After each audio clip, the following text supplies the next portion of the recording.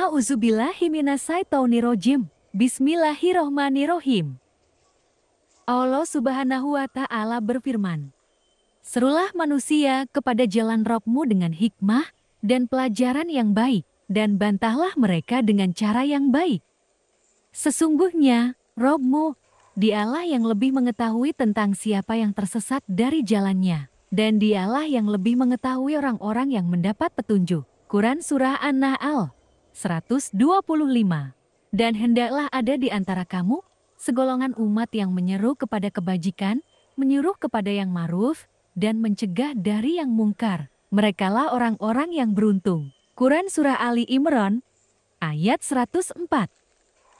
Yaitu orang-orang yang mengikut Rasul Nabi yang ummi, yang namanya mereka dapati tertulis di dalam Taurat dan Injil yang ada di sisi mereka, yang menyuruh mereka mengerjakan yang ma'ruf dan melarang mereka dari mengerjakan yang mungkar, dan menghalalkan bagi mereka segala yang baik dan mengharamkan bagi mereka segala yang buruk, dan membuang dari mereka beban-beban dan belenggu-belenggu yang ada pada mereka. Maka orang-orang yang beriman kepadanya memuliakannya, menolongnya dan mengikuti cahaya yang terang yang diturunkan kepadanya, yaitu Al-Quran. Mereka itulah orang-orang yang beruntung. Quran Surah Al-A'raf ayat 157. Dan sungguh, kami telah mengutus Rasul pada tiap-tiap umat untuk menyerukan, sembahlah Allah saja dan jauhilah togut itu. Maka di antara umat itu, ada orang-orang yang diberi petunjuk oleh Allah, dan ada pula di antaranya orang-orang yang telah pasti kesesatan baginya. Maka berjalanlah kamu di muka bumi, dan perhatikanlah bagaimana kesudahan orang-orang yang mendustakan Rasul-Rasul. Quran Surah An-Nahl 36. Mimpi ke-19, Syekh Imran Hussein, kecanggihan teknologi internet dan sistem pemerintahan. Aku bermimpi sedang berada di depan rumah yang sangat besar dan megah, dan berlantai 2. Dalam mimpi ini, aku sedang bersama-sama dengan keluarga besarku dan juga orang-orang yang ada di kampungku. Kami akan mengungsi di rumah ini. Aku merasa pemilik rumah ini sangat baik dan mengizinkan kami untuk mengungsi di rumahnya. Tapi aku tidak tahu apa yang menyebabkan kami semua mengungsi. Kami bersama-sama masuk ke dalam rumah ini dan disambut oleh seorang laki-laki yang sangat baik hati. Bapak itu memakai kaos putih, sarung, dan topi putih haji. Aku merasakan bapak itu sudah pernah berhaji ke Tanah Suci Makkah sebelumnya. Aku melihat di antara teman-temanku yang mengungsi ada yang bernama Zulhijjah dan juga Mukminah. Ternyata Pak Haji yang baik hati itu telah membuatkan kamar-kamar untuk kami. Ia sudah memasang sekat-sekat dalam rumahnya yang sangat luas sekali. Masing-masing keluarga diberikan sebuah ruangan kamar sendiri-sendiri. Dalam masing-masing kamar, ada tempat tidur yang bagus. Aku merasa sangat bersyukur. Dan tibalah waktu sholat. Pak Haji itu mengumumkan pada kami semua agar kami sholat di lantai 2 rumahnya, karena di sana sudah ada musolanya. Ia berkata, sudah ada imamnya di sana. Lalu kami semua naik ke lantai 2 dan menuju ke tempat wudhu. Setelah itu kami masuk ke ruangan musola yang sangat luas dan bagus. Aku melihat imam yang dimaksudkan oleh Pak Haji itu, dan saat aku melihat imam itu, aku merasa sangat akrab dengan wajahnya. Aku berpikir sejenak dan berkata, itu kan Syekh Imran Hussein. Dan ternyata benar bahwa beliau adalah Syekh Imran Hussein. Beliau memakai jubah putih dan kopiah putih. Aku sangat senang sekali karena aku mendapat kesempatan untuk bertemu beliau di rumah Pak Haji yang baik hati ini. Lalu kami sholat berjamaah dan Syekh Imran Hussein menjadi imam sholat kami. Dan selesai sholat, kami berdoa. Setelah selesai berdoa, aku ingin mengajak Syekh Imran Hussein untuk makan bersama-sama kami di tempat ini. Tapi beliau berkata bahwa beliau tidak bisa, karena beliau terburu-buru mau ke tempat lain. Lalu beliau berpamitan dan bersalaman dengan para jamaah yang laki-laki. Aku melihat walaupun Syekh Imran Hussein sudah tua, tapi beliau masih terlihat sangat cerdas tegas, dan berwibawa. Setelah bersalaman lalu beliau pergi, meninggalkan rumah ini. Tapi aku tidak melihat ada Pak Haji pemilik rumah ini, dan aku merasa ingin mencarinya dan mengabarinya bahwa Syekh Imran Hussein sudah pulang. Lalu aku pergi berkeliling di rumah yang luas ini untuk mencari Pak Haji itu. Aku terus berjalan mencarinya, tapi aku tidak tahu dia sedang berada di mana. Lalu aku masuk ke dalam sebuah ruangan yang sangat bagus. Di situ ada seorang wanita dan seorang bayi yang lucu dan montok. Aku merasakan ia adalah ibu dari bayi itu. Dan mereka adalah keluarganya Pak Haji. Dan karena aku sudah lelah mencari, maka aku ingin menelpon Pak Haji itu. Lalu aku ingin meminjam handphone pada wanita itu. Untuk menelpon, aku bertanya padanya, "Boleh saya pinjam HP-nya sebentar?" Wanita itu tersenyum ramah dan berkata sambil menuju ke sebuah ruangan, "Silahkan pakai alat yang itu saja." Lalu aku masuk ke dalam ruangan itu. Ternyata, wanita itu menawariku untuk menelpon dengan memakai peralatan yang sangat canggih yang berada dalam ruangan ini. Tapi aku tidak tahu bagaimana cara memakai alat canggih ini. Aku melihat ada layar yang sangat besar. Lalu aku mencoba menekan tombol-tombol di mesin ini, walaupun aku tidak tahu apa fungsinya tombol ini.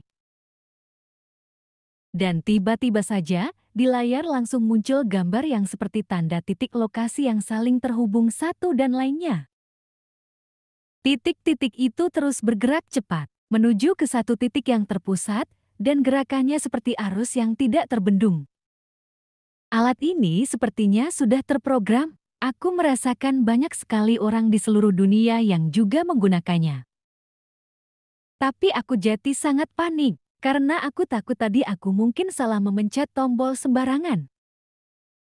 Aku merasa tidak bisa mengendalikan alat ini lagi. Aku takut aku salah pencet lagi. Dan aku khawatir alat ini nanti jadi rusak. Lalu kuputuskan untuk pergi meninggalkan ruangan ini. Saat aku beranjak keluar ruangan, tiba-tiba saja aku sudah mendapati diriku berada di tempat lain.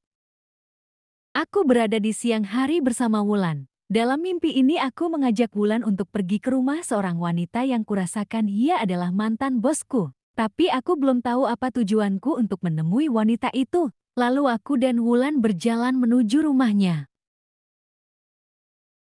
Saat kami tiba di kompleks rumahnya, aku melihat mantan bosku itu sedang diwawancarai di depan rumahnya. Aku melihat ternyata rumahnya sudah dipakai sebagai kantor untuk partai politik. Ia diwawancara karena ia sudah mendaftar untuk menjadi calon legislatif dalam pemilihan umum yang akan digelar. Aku tak enak mengganggunya, lalu aku dan Wulan memutuskan untuk menunggunya. Di sebuah taman di dekat rumahnya, aku melihat ada banyak kursi panjang di taman ini. Aku dan Wulan duduk menunggu. Dan tiba-tiba saja aku merasa sangat mengantuk, lalu kutaruh kepalaku di atas pangkuan anakku, dan aku tertidur. Tapi kemudian aku terbangun dan aku duduk. Aku melihat ada beberapa orang laki-laki yang sedang tertawa sambil melihatku. Mereka mentertawakanku sambil memencet hidung mereka. Aku menjadi kaget dan malu.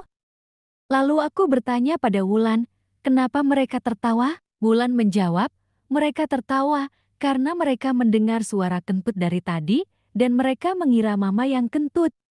Aku langsung kaget mendengar jawaban Wulan, lalu aku bertanya lagi, yang benar, masa mama kentut? Tapi Wulan menggelengkan kepalanya sambil berkata, memang bukan mama yang kentut, tapi mereka mengira mama yang kentut.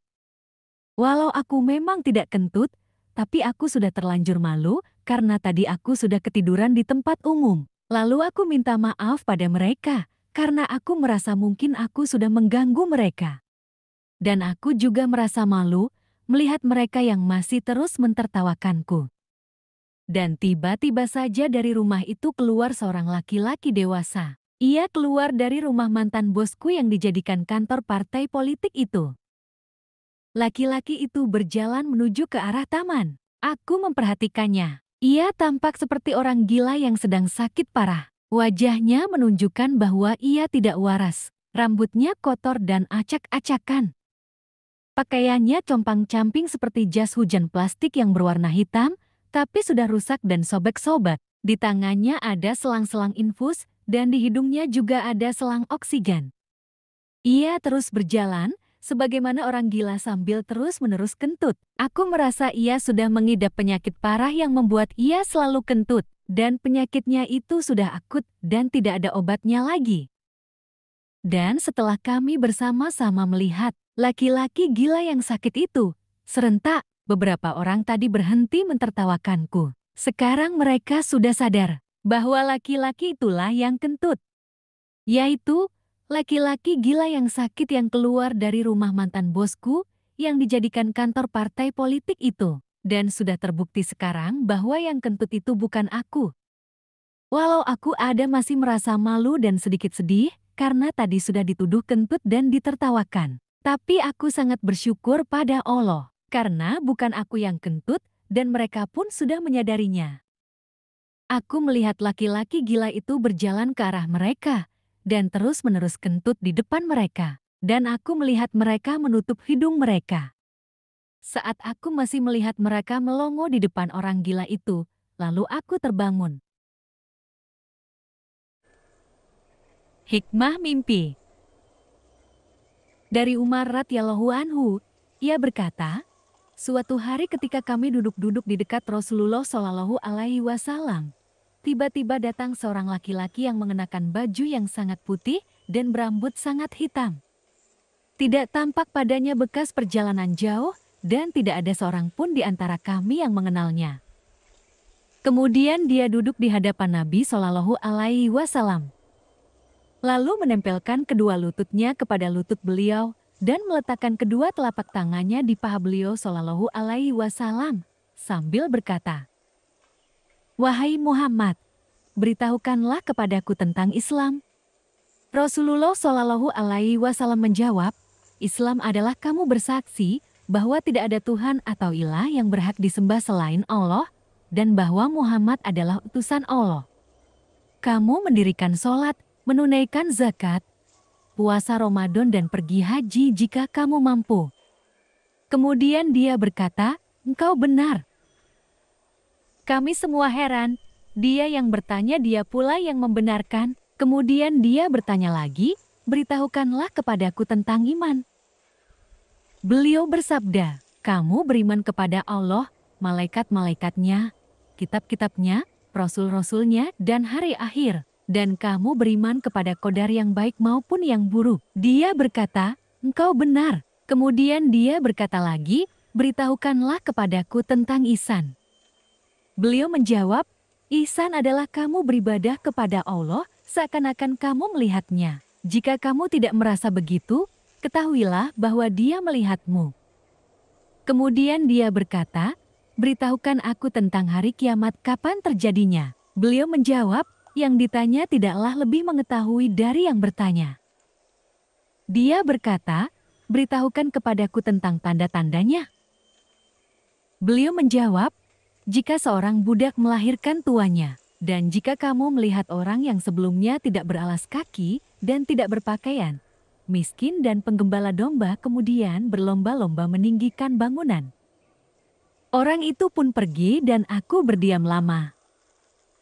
Kemudian beliau bertanya, "Tahukah kamu siapa yang bertanya tadi?" Aku menjawab, "Allah dan Rasul-Nya lebih mengetahui."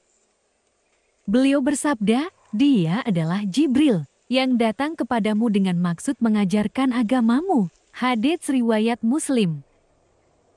Islam diumpamakan sebagai bangunan. Rasulullah Shallallahu Alaihi Wasallam bersabda, Islam dibangun di atas 5 dasar, yaitu bersaksi bahwa tidak ada Tuhan atau ilah yang berhak disembah selain Allah dan bahwa Muhammad adalah utusan Allah, mendirikan sholat 5 waktu, menunaikan zakat, melaksanakan haji, dan puasa Ramadan. Hadits riwayat Tirmidzi dan Muslim. Pokok perkara adalah Islam, tiangnya sholat, dan puncaknya jihad fi sabilillah. Hadits riwayat Ahmad, Tirmidzi dan Ibnu Majah. Rasulullah Shallallahu Alaihi Wasallam bersabda, Janganlah kamu memujiku berlebihan sebagaimana yang dilakukan oleh orang-orang Nasrani kepada putra Maryam. Aku hanyalah hambanya. Katakanlah, hamba Allah dan utusannya, Abdullah wa Rasulullah. Hadits riwayat Bukhari. Allah Subhanahu wa Ta'ala berfirman, tidak ada paksaan untuk memasuki agama Islam. Sesungguhnya telah jelas jalan yang benar daripada jalan yang salah. Karena itu, barang siapa yang ingkar kepada Togut dan beriman kepada Allah, maka sesungguhnya ia telah berpegang kepada buhul tali yang amat kuat yang tidak akan putus. Dan Allah Maha mendengar lagi Maha mengetahui. Quran Surah Al-Baqarah, ayat 256. Rasulullah Shallallahu Alaihi Wasallam bersabda, sesungguhnya kalian nanti akan menemui asarah yaitu pemerintah yang tidak memenuhi hak rakyat. Maka bersabarlah hingga kalian menemuiku di telaga. Hadits riwayat Bukhari, nomor ke-7057 dan Muslim, nomor 1845. Allah Subhanahu wa Ta'ala berfirman, pergilah kamu berdua, Musa dan Harun, kepada Firaun. Sesungguhnya dia telah melampaui batas. Maka berbicaralah kamu berdua kepadanya dengan kata-kata yang lemah lembut. Mudah-mudahan ia ingat atau takut. Quran Surah Toha 43-44. Firaun bertanya, siapa Rob semesta alam itu? Musa menjawab, Rob pencipta langit dan bumi dan apa saja yang di antara keduanya. Itulah Robmu, jika kamu sekalian orang-orang mempercayainya.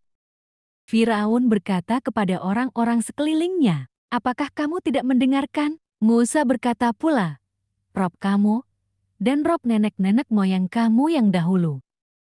Firaun berkata, sesungguhnya Rasul yang diutus kepada kamu sekalian, benar-benar orang gila. Musa berkata, Rob, yaitu Tuhan, yang menguasai timur dan barat. Dan apa yang ada di antara keduanya, itulah Robmu, jika kamu mempergunakan akal.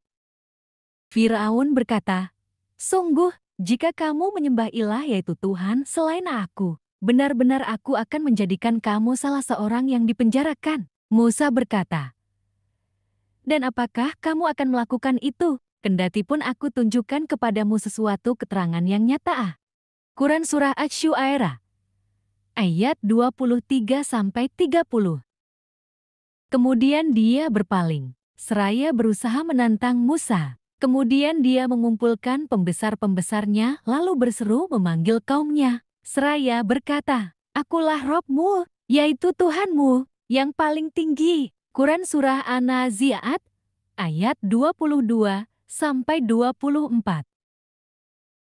Firaun berkata, mengapa kamu beriman kepadanya sebelum aku memberi izin kepadamu? Sesungguhnya ini benar-benar tipu muslihat yang telah kamu rencanakan di kota ini untuk mengusir penduduknya. Kelak, kamu akan mengetahui akibat perbuatanmu ini.